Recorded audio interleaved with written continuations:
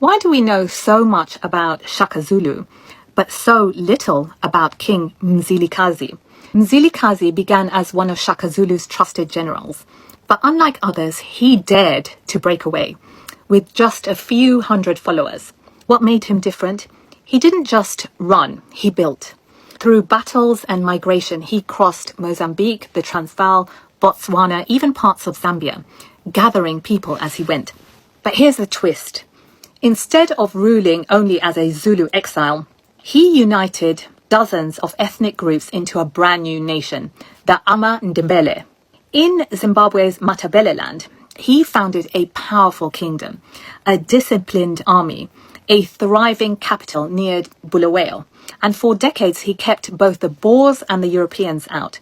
uMzilikazi's greatest achievement wasn't just survival, it was creating an identity that still exists today. So why should we remember him? Because he proves African leaders were not only warriors, they were nation builders, visionaries, and protectors of sovereignty. And yet, his story is rarely told. This is the Africa you're not shown, but I'm here to show you.